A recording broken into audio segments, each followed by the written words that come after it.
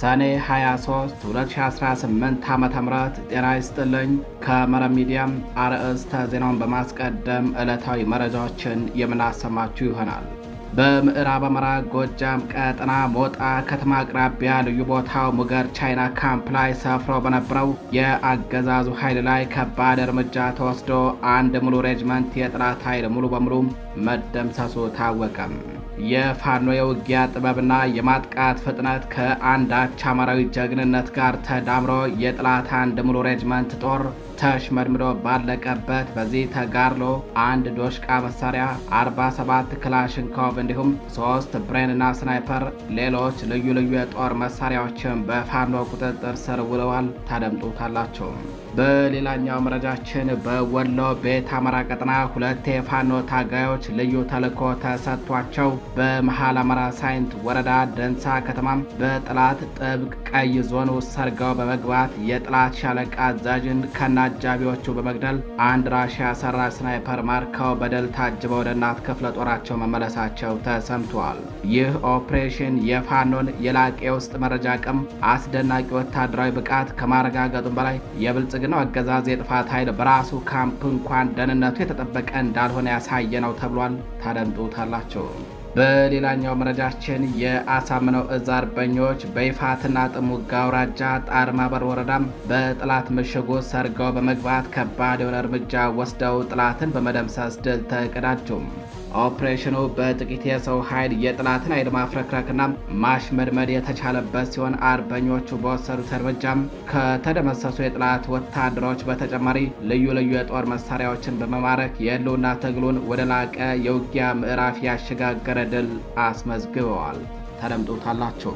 የተከበራችሁ አድማጭ ተመልካቾቻችን እነዚህንና ሌሎች የዛሬ ሰኔ 23 2018 ዓ.ም ዕለታዊ የግንባር መረጃዎችን እንዲሁም ሌሎች የሀገር ውስጥና የውጭ መረጃዎችን አጠናቅረን ይዘን ቀርበናል። አብራችሁን ቆዩ።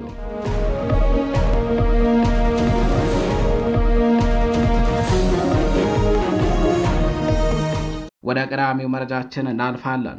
በምዕራብ አማራ ጎጃም ቀጠና ሞጣ ከተማ አቅራቢያ ልዩ ቦታው ሙገር ቻይና ካምፕ ላይ በተወሰደ እርምጃ አንድ ሻለቃ ሙሉ የጠላት ኃይል ያለቀ ሲሆን አንድ ዶሽቃ፣ 47 ክላሽንኮቭ፣ 3 ብሬንና ስናይፐር በፋኖ ቁጥጥር ስር ገብቷል።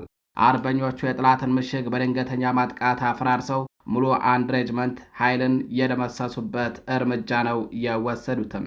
አርበኞቹ በአሁኑ ሰዓት ቀጠናውን በቁጥጥራቸው ስር አስገብተዋል። በሞጣ ከተማ አቅራቢያ በሚገኘው ሙገር ከተማ ቻይና ካምፕ ሰፍረው በህዝቡ ላይ የግፍ በትር ሲያሳርፍ የነበረው ያገዛዙ ዙፋን ጠባቂ ሰራዊት ዛሬ ሰኔ 23 2018 ዓ.ም ማለዳ ጀምሮ ከባድ እርምጃ ተወስዶበት ዳሽቆ ቀርቷል። በአማራ ፋኖ ብሔራዊ ንቅናቄ ቴዎድሮስ ዕዝ 54ኛ ክፍለ ጦር ከ64ኛ ክፍለ ጦር ሳትናው ሬጅመንት አርበኞች ጋር በመቀናጀት በወሰደው እርምጃም የጠላት ኃይል በራሱ ምሽግ ውስጥ ተሽመርምዶና ተፍረክርኮ ዳሽቆ እንዲቀር አድርጎታል።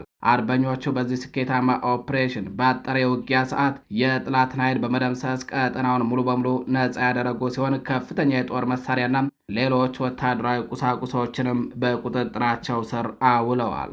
በዚህ ኦፕሬሽን ከተማረኩ ዘመናዊ የጦር መሳሪያዎች መካከል አንድ ዶሽቃ መሳሪያ፣ 47 ክላሽንኮቭ መሳሪያም፣ 2 ብሬን፣ 1 ስናይፐር፣ 5 አብራራው፣ 1 ላውንቸርና 4 ኤስኬኤስ መሳሪያዎች ይገኙበታል። የጠላት አንድ ሙሉ ሬጅመንት ኃይልን ሙሉ በሙሉ የደመሰሱት አርበኞቹም የድል ያገዛዙን ኃይል ደካማነትና የፋኖን የላቀ የመምታት አቅም በግልጽ ያሳየ መሆኑን አስረድተዋል። ቀጠናውን ነጻ ያወጡት ፋኖቹ የአገዛዙን ኃይል ሞራል ሰባሪ የሆነውን ይህንን ድል በጀግንነት በመፈጸም የክብር ድላቸውን አውጀዋል። በሌላኛው መረጃችን በወሎ ቤት አማራ ቀጠና ሁለት የፋኖ ታጋዮች ልዩ ተልዕኮ ተሰጥቷቸው በመሃል ሳይንት ወረዳ ደንሳ ከተማ ውስጥ ጥሰው በመግባት አንድ የጠላት የሬጅመንት አዛዥን ከነአጃቢው በመግደል ራሽያ ሰራሽ ስናይፐር ማርከው መታጠቃቸው ተነገረም። በመሃል አማራ ሳይንት ወረዳ ደንሳ ከተማ በህዝብ ላይ ከፍተኛ ግፍ ሲፈጽም የቆየው የብልጽግናው አገዛዝ የጥፋት ኃይል በራሱ ምሽግ ውስጥ ድባቅ ተመቷል። ተልእኮውን ተቀብለው ለልዩ ኦፕሬሽን ወደ ጠላት ቁጥጥር ስር ባለ ቀጠና ሰርገው የገቡት ትንታግ ፋኖች በከተማው ጎጃም በር በተባለ አካባቢ ሲንቀሳቀስ የነበረው ስንታዩ የተባለ የሻምበል ማዕረግተኛ የሻለቃ አዛዥ ወታደር ብርሃኑ እስከተባለው አጃቢውና ሌሎች አጃቢዎቹ ጋር ተደምስሰዋል። የጠላትን ጓዳ ጥሰው የመግባት አቅማቸውን ዳግም ያስመሰከሩት አርበኞቹም አንድ ዘመናዊ ራሽያ ሰራ ስናይፐር ማርከው ነው ወደ እናት አህዳቸው የተመለሱትም። ይህ የተሳካ ኦፕሬሽን የፋኖን ወታደራዊ ብቃትና ቁርጠኝነት ያሳየ ከመሆኑን ባሻገር አገዛዙ በራሱ ምሽግ ውስጥ እንኳን ደህንነቱ የተጠበቀ እንዳልሆነም ያሳየ ነው። ፋኖቹ በኦፕሬሽን ወቅት የጠላትን ዘመናዊ ራሽያ ሰራሽ ስናይፐር በቁጥጥራቸው ስር ውለው ወደ እናት ክፍለ ጦራቸው መመለሳቸው የድሉን ጥግና የወታደራዊ አቅማቸውን ከፍታ ያሳየ ነው። ይህን የተሳካ ኦፕሬሽን በአማራ ፋኖ ብሔራዊ ንቅናቄ ወሎ ቤተ አማራ ምኒልክ ዕዝ 105ኛ ኮር ምክትል ዘመቻ ኃላፊ አርበኛ ጎሹ ታረቀ የተቀናበረ ሲሆን ኦፕሬሽኑን በአካል በመገኘት በብቃት የፈጸሙት ደግሞ ፋኖ አበጀ የሚያምረውና ፋኖ ደመቀ ዋስዬ ናቸው። ጀግኖቹ ፋኖዎች ተልኳቸውን በድል አጠናቀው ወደ አማራ ፋኖ ብሔራዊ ንቅናቄ ምኒልክ ዕዝ 105ኛ ኮር 47ኛ ክፍለ ጦር አትሮንስ ሻለቃ ሲመለሱ ከፍተኛ የክብር አቀባበል ተደርጎላቸዋል። ይህ ድርጊት የፋኖን የጠላት ደጀን የመስመር አቅም ያሳየ ብቻ ሳይሆን የአገዛዙን ሰራዊት ሞራል ክፉኛ የነካና የትግሉን ስኬት የሚያመላክት ወሳኝ እርምጃ መሆኑ ተመላክቷል። የተከበራቸው አድማጭ ተመልካቾቻችን ወደ ሌላኛው መረጃችን እናልፋለን። የአሳምነው ዕዝ አርበኞች በይፋትና ጥሙጋ አውራጃ ጣርማበር ወረዳ በጠላት ምሽጉ ሰርገው በመግባት ከባድ የሆነ እርምጃ ወስደው ጠላትን መደምሰሳቸው ታወቀም። በአማራ ፋኖ ብሔራዊ ንቅናቄ ሸዋ ጠቅላይ ግዛት አሳምነው ዕዝ መሐመድ ቢሆነኝ ኮር ስር የሚንቀሳቀሰው የደጃዝማች ተሰማ እርገጤ ክፍለ ጦር በጠላት ላይ ስኬታማ የልዩ ኦፕሬሽን እርምጃ መውሰዱን አስታውቋል። የክፍለ ጦሩ ሁለተኛ ሻለቃ አርበኞች ትናንት ሰኔ 22 2018 ዓ.ም ምሽት በይፋትና ጥሙጋ አውራጃም ጣርማበር ወረዳ አርማንያ ቀበሌ ውስጥ በተንቀሳቀሰው የገዢው ስርዓት ወታደራዊ ኃይል ላይ በጥቂት የሰው ኃይል የተጠና ድንገተኛ ጥቃት ሰንዝረው ድል ተቀዳጅተዋል። በተወሰደው ፈጣን ወታደራዊ እርምጃ የጠላት ወታደሮች የተደመሰሱ ሲሆን ኤኬ ክላሽንኮቭ መሳሪያዎችና በርካታ የክላሽንኮቭ ተተኳሽ ጥይቶች በጀግኖቹ ቁጥጥር ስር ውለዋል። በጥቂት የሰው ኃይል የጠላት ኃይልን ማሽመድመድ በተቻለበት በዚህ ኦፕሬሽን ግዳጁን የፈጸሙ አርበኞች ያለምንም ኪሳራ የማረኩትና የጦር መሳሪያ ይዘው ወደ እናት ክፍለ ጦራቸው ተመልሰዋል። የአሳምነው ዕዝ ወታደራዊ አመራር በጥቂት የሰው ኃይል የጠላትን ኃይል ማፍረክረክ የተቻለበትን ይህንን ኦፕሬሽን ያደነቀ ሲሆን ይህ አይነቱ ስልታዊ ጥቃት የህልውና ትግሉን ወደ ላቀ ደረጃ እንደሚያሸጋግረው ገልጸዋል። የተከበራችሁ አድማጭ ተመልካቾቻችን ወደ ሌላኛው መረጃችን እናልፋለን። የምኒልክ ዕዝ የሲቪልና ወታደራዊ አመራሮች ከግዳን ወረዳ ነዋሪዎች ጋር ውይይት ማካሄዳቸው ታወቀም። ይህ መድረክ የተዘጋጀው በትግሉ ሂደት ላይ ወታደራዊ ስምሪቶችንና የሲቪል አስተዳደሩን መዋቅር ይበልጥ በማቀናጀት የቀጣይ ነጻነት ጉዞውን ስትራቴጂካዊ በሆነ መንገድ ለመምራት ታስቦ እንደሆነ ተገልጿል። በዚህ ታላቅ መድረክ ላይ በአማራ ፋኖ ብሔራዊ ንቅናቄ ምኒልክ ዕዝ የአደረጃጀት ዘርፍ ኃላፊ እንዲሁም የዕዙ ዕቅድ ዝግጅትና ግምገማ መምሪያ ኃላፊዎች መገኘታቸው ታውቋል። ከዚህ በተጨማሪ የ101ኛ ኮር የ11ኛ ክፍለ ጦርና ሌሎች የዕዙ ክፍለ ጦር አመራሮች በመድረኩ የተገኙ ሲሆን በተመሳሳይ መልኩ በትግሉ ውስጥ የህዝብን ደጀንነት የዕለት ተዕለት አስተዳደራዊ ስራዎችን በበላይነት የሚመሩት የሲቪል መዋቅር ተወካዮች ማለትም የወረዳም የንዑስ ወረዳና የቀበሌ አመራሮች በየአካባቢው ተወጣጥተው በመድረኩ ተሳትፈዋል። ይህ የሲቪልና ወታደራዊ አመራሩን በአንድ መድረክ ያገናኘው ስልታዊ ስብሰባም በዕዙ ስር ያሉ መዋቅሮች እርስ በርስ ያላቸውን የመረጃና የስራ ቅንጅት ለማጠናከር እንዲሁም ከህዝቡ ጋር ያለውን አንድነት ይበልጥ በማጥበቅ በጋራ ለመራመድ የሚያስችል መሰረት የጣለ መሆኑ ታውቋል። በዕለቱ በተደረገው በዚህ ሰፊ መድረክ ላይ የትግሉን የወደፊት አቅጣጫ የሚያመላክቱ ዋና ዋና አጀንዳዎች ቀርበው ጥልቅ ውይይት ተደርጎባቸዋል። ውይይት ከተደረገባቸው አጀንዳዎች መካከልም የሚከተሉት ናቸው። አንደኛም የአማራ ትግል መነሻ፣ አሁን የደረሰበት ደረጃና መዳረሻውን፣ የአማራ ህዝብ ህልውናውን ለማስከበር ወደ ትግል የገባበት ታሪካዊና ወቅታዊ አስገዳጅ ምክንያቶች ዙሪያ ሰፊ ማብራሪያ የተሰጠ ሲሆን በአሁኑ ወቅት ትግሉ የደረሰበት የላቀ የጥንካሬ ደረጃና እየተመዘገቡ ስላሉ ድሎች ተነስቷል። በተጨማሪም ትግሉ ዘላቂ ሰላምን፣ እኩልነትንና የአማራን ህዝብ አስተማማኝ ደህንነት ማረጋገጥ በሚቻልባቸው የመጨረሻ ግብ ማለትም መዳረሻ ላይ በዕዙ አመራሮች ገለጻ ተደርጓል። ሁለተኛ ወታደራዊና የሲቪል አደረጃጀትን ማጠናከር፣ የምኒልክ ዕዝን ወታደራዊ ክንፍና የሲቪሉን መዋቅር ይበልጥ በማቀናጀት የእቅድና ዝግጅት ስራዎችን በተደራጀ መልኩ በመምራት በሚቻልባቸው ስልቶች ላይ ውይይት ተደርጓል። ይህም በትግሉ ውስጥ ያሉትን የወረዳ የንዑስ ወረዳና የቀበሌ ሲቪል አመራሮች ሚና ከግንባር አዋጊዎች ጋር በማስተሳሰር የሚያስችል መሆኑ ተመላክቷል። ሶስተኛ የህዝቡንና የሰራዊት የማይበጠስ ትስስርን ማጠናከር፣ የፋኖ ሰራዊት የህዝብ ልጅ መሆኑንና ያለ ህዝብ ደጀንነት ትግሉ ግቡን ሊመታ እንደማይችል በመድረኩ ላይ በሰፊው ተንጸባርቋል። በአማራ ህዝብና በፋኖ ሰራዊት መካከል ያለውን መተማመንና ትብብር ይበልጥ ማሳደግ በሚቻልባቸው መንገዶች ላይ መሰራት እንዳለበት ተገልጿል። አራተኛ ትግሉን ከውስጥ ሴራ መጠበቅ። የአማራን ትግል አቅጣጫ ለማስቀየርና ለማዳከም ከሚሰሩ የውስጥና የውጭ ኃይሎች በተለይም ከአብይ አማራዎች የሚሰነዘሩ የፖለቲካና የደህንነት ሴራዎችን በንቃት መከላከል እንደሚገባም ተገልጿል። ህዝቡና አመራሩ የትግሉን ንጽህና በመጠበቅ ረገድ በጋራ መቆም እንዳለባቸውም ጥሪ ቀርበዋል። በዕለቱ በተካሄደ በዚህ መድረክ ላይ ከተሳታፊዎች በርካታ ጥያቄዎች፣ አስተያየቶችና ስጋቶች የተነሱ ሲሆን ለተነሱ ጥያቄዎች በምኒልክ ዕዝ አደረጃጀት ዘርፍ ኃላፊ እንዲሁም የዕዙ ዕቅድ ዝግጅትና ግምገማ መምሪያ ኃላፊ ዝርዝርና አጥጋቢ ምላሽ ተሰጥቶባቸዋል። ይህ የሲቪልና ወታደራዊ አመራሩ እንዲሁም የግዳን ወረዳ ማህበረሰብን ያሳተፈ ታሪካዊና ስትራቴጂካዊ ውይይት በተያዘለት መርሃ ግብር በሰላም መጠናቀቁም ታውቋል። አድማጭ ተመልካቾቻችን መረጃዎቻችን እንደቀጠሉ ናቸው። ወደ ሌላኛው መረጃችን እናልፋለን። የብልጽግናው አገዛዝ በምስራቅ ወለጋ ተፈናቃዮች ላይ አዲስ ጫና መጣሉ ተሰምቷል። አገዛዙ ከመኖሪያ ቀያቸው ላፈናቅላቸው የአማራ ተወላጆች መሬታቸውን ለሚሊሻና ለሌሎች አካላት እንደሚያከፋፍል በማስፈራራት ላይ መሆኑ ታውቋል። በኦሮሚያ ክልል ምስራቅ ወለጋ ዞን ኪራም ወረዳ ከቀያቸው ተፈናቅለው በወሎ ቤት አማራ ጃራ መጠለያ ካምፕ የሚገኙ የአማራ ተወላጆች የብልጽግናው አገዛዝ በንብረታቸው ላይ የከፈተውን ዘመቻ በመቃወም ስጋታቸውን ገልጸዋል። ተፈናቃዮቹ ወደ ቀደመ ይዞታቸው ካልተመለሱ ህጋዊ የሆኑ መሬቶቻቸውንና ቤቶቻቸው ለሚሊሻም ለኮሬ ነገኛ ለተባለው ኃይል እንዲሁም ለስራ አጥ ወጣቶች እንደሚከፋፈል ማስጠንቀቂያ ተሰጥቷቸዋል። ተፈናቃዮቹ ወደ አካባቢያቸው ለመመለስ ደህንነታቸው ስላልተጠበቀ አሁንም እንደዚህ ቀደሙ የጅምላ ግድያ ይፈጸምብናል በሚል ስጋት ወደ አካባቢያቸው ከመሄድ ተቆጥበዋል። ተፈናቃዮቹ አያይዘው በአገዛዙ እየተፈጠረባቸው ያለውን ከፍተኛ የስነ ልቦና ጫናን በመግለጽ መሬታቸውን ላለማጣት ሲሉ ብቻ በከፍተኛ የኑሮ ችግር ውስጥ ሆነው የቤትና የመሬት ግብር በየዓመቱ እየከፈሉ እንደሚገኙ አስረድተዋል። ይሁን እንጂ አገዛዙ የሰበሰበውን ግብር በቅጡ ሳይመለከት መሬታችሁ ለሌላ አካል ሊታደል ነው የሚል አዲስ መመሪያ በማውጣት የንብረት ዘረፋውን ህጋዊ ሽፋን በመስጠት ለመፈጸም እየተዘጋጀ መሆኑን ከፍተኛ ቁጣና ስጋትን ፈጥሯል። መረጃውን ለመረብ ሚዲያ ያደረሱ ምንጮች እንደገለጹት በኪረም ወረዳ 17 ቀበሌዎች ላይ የሚያገለግል አዲስ የመሬት መመሪያ በአገዛዙ መዋቅር ተላልፈዋል። መመሪያው በአካባቢው ሰው ይኑርም አይኑርም መሬቶችን መዝገቡ ከዚያም ለሚሊሻና ለሌሎች አካላት ይሰጥ የሚል ይዘት ያለው ሲሆን ይህ መሰሪ ድርጊት በአካባቢው አመራሮች መካከል ጭምር ከፍተኛ መከፋፈልን ፈጥሯል።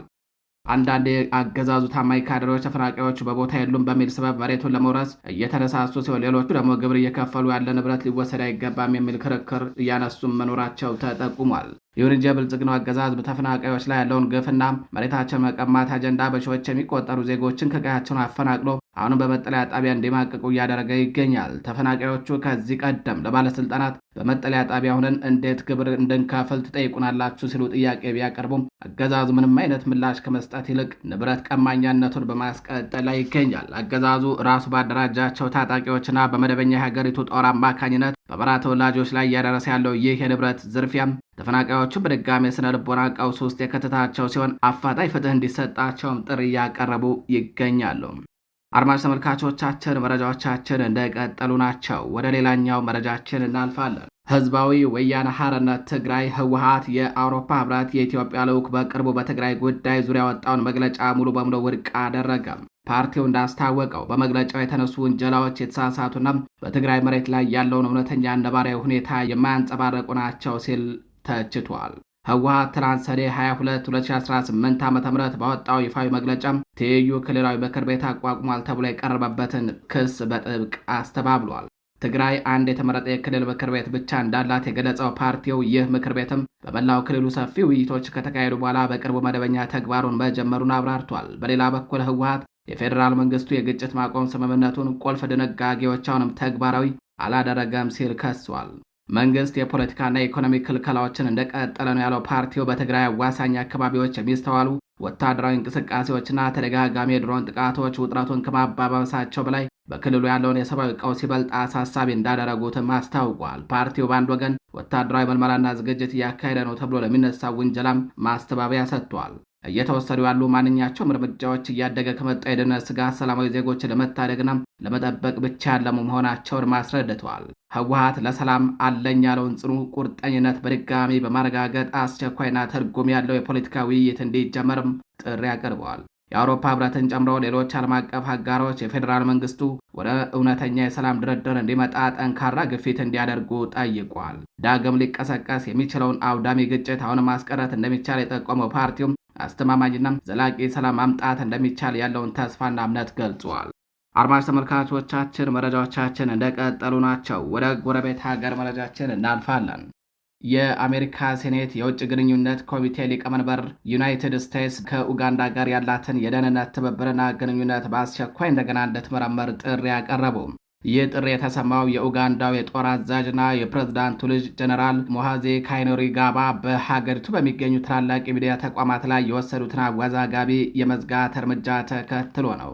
የውጭ ግንኙነት ኮሚቴው በይፋዊ የኤክስ ገጹ ባወጣው መግለጫ ጀነራል ካይኔሩጋባ በነጻ ሀሳብን የመግለጽ መብትና በሚዲያዎች ላይ የከፈቱት ጥቃት እሳቸውንና የኡጋንዳን መከላከያ ሰራዊት ለአሜሪካ ብቁ ያልሆኑ አጋሮች ያደርጋቸዋል ብለዋል። መግለጫው አክሎም አብረን መስራት ያለብን ቀጠናዊ ደህንነትን ከሚያሳድጉ ጋር እንጂ ከሚያዳክሙ አካላት ጋር አይደለም ሲል አቋሙን አሳውቋል።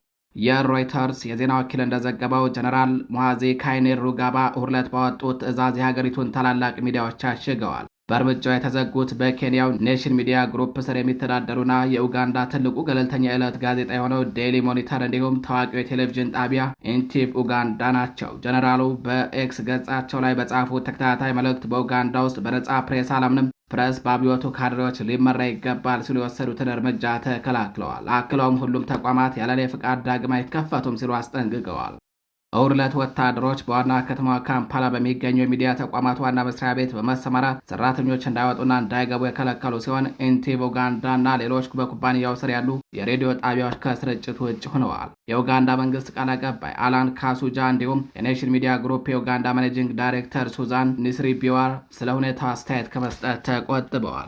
ከ1986 ጀምሮ ኡጋንዳን በብቸኝነት እየመሩ የሚገኙት አባታቸው ፕሬዝዳንት ዩዌሪ ሙሴቬኒን ይተካሉ ተብሎ በስፋት የሚጠበቁት ጀነራል ሞሃዚ አወዛጋቢ በሆኑ ማህበራዊ ሚዲያ መልእክቶቻቸው ይታወቃሉ። ከዚህ ቀደም ዋነኛ ተቃዋሚ መሪ ቦብ ዋይንን እገላለሁ እስከ ማለት የደረሱ ዛቻዎችን ማሰማታቸው አይዘነጋም። እንደ አውሮፓውያን አቆጣጠር በ2013ም የሙሴቬኒ መንግስት በፕሬዝዳንቱ የስልጣን ሽግግር ዙሪያ በሰራው ዘገባ በምክንያት ይህንን ዴይሊ ሞኒተር የተሰኘ ጋዜጣ ለ10 ቀናት ዘግቶት እንደነበር የቅርብ ጊዜ ትዝታ ነው። አድማጭ ተመልካቾቻችን ወደ ሌላኛው መረጃችን እናልፋለን። የዲሞክራቲክ ሪፐብሊክ ኮንጎ የሀገር ውስጥ ሚኒስቴር የኢቦላ ቫይረስ ስርጭትን ለመግታት ሲባል ዋና ከተማዋ ኪንሻሳና በሌሎች 3 ከተሞች ውስጥ ሰዎች የሚሰበሰቡባቸው እውነቶች እንዳይካሄዱ ክልክላ መጣሉን አስታወቀም። በሀገሪቱ የተከሰተው የገዳዩ በሽታ ወረርሽኝ እስካሁን ድረስ ከዋና ከተማም 1800 ኪሎ ሜትር ገደማ ርቀት ላይ በሚገኙ በ3 ምስራቃዊ ግዛቶች ውስጥ መሰራጨቱ ተረጋግጧል። ባለስልጣናቱ በሽታው 18 ሚሊዮን ነዋሪዎች ባሏት ኪንሻሳ ውስጥ ሊሰራጭ የሚል ስጋት አላቸው ተብሏል። ተመሳሳይ እገዳ የተጣለባቸው ሌሎቹ 3 ከተሞች ኢቦላ መገኘቱ ከተረጋገጠባቸው አካባቢዎች ጋር ይጎራበታሉ። የዲሞክራቲክ ኮንጎ ታዋቂ ተቃዋሚ ፖለቲከኞች እርምጃው በሚቀጥለው ሳምንት ረቡዕ ሊካሄድ የታቀደውን የተቃውሞ ሰልፍ ለማደናቀፍ ያቀደ ነው በሚል ተቃውሞታል። ላሙካ የተሰኘው የተቃዋሚ ጥምረት ቃል አቀባይ ፕሪንስ ኢፔንጌ በሽታው ኪንሻሳ ውስጥ መከሰቱ ባለመረጋገጡ የመንግስት ውሳኔ ፖለቲካዊ ነው ሲሉ ተችተዋል። ህጋዊ አይደለም፣ ይህንን ውሳኔ ልንቀበል አንችልም ሲሉ ለቢቢሲም ተናግረዋል። ኢንቮል የተሰኘው ሌላ የተቃዋሚ ፓርቲ ዋና ጸሐፊ ደግሞ ተቃዋሚዎች እገዳውን ችላ በማለት ሰልፉ ላይ እንዲገኙ አሳስበዋል። የተላለፈው ትዕዛዝ ከህብረተሰብ ጤና ውሳኔነት ይልቅ ፖለቲካዊ እርምጃ ነው ብለዋል። ዲሞክራቲክ ኮንጎ መንግስት ስለቀረበው ትችት እስካሁን የሰጠው ምላሽ የለም። በሚቀጥለው ሳምንት እንዲካሄድ የታቀደው ሰልፍ የተዘጋጀው C64 በተባለውና በቅርቡ የወጣ ህግን ለመቃወም በተቋቋመው ጥምረት እየተዘጋጀ ነው። ተቃዋሚዎች ህጉ ፕሬዝዳንቱ ፌሊክስ ቲሼኬዲ ከ2 የስልጣን ዘመን በላይ በመሪነት እንዲቆዩ እንደሚያስችላቸው ይገልጻሉ። አድማጭ ተመልካቾቻችን ለዛሬ ሰኔ 23 2018 ዓ.ም ይዘናቸው የነበሩት ዕለታዊ መረጃዎቻችን እነዚህን ይመስላሉ። ከሌሎች ቀሪ የጣቢያችን ዝግጅቶች ጋር በአዳዲስ መረጃዎች እስከምንገናኝ ቸር ቆዩ።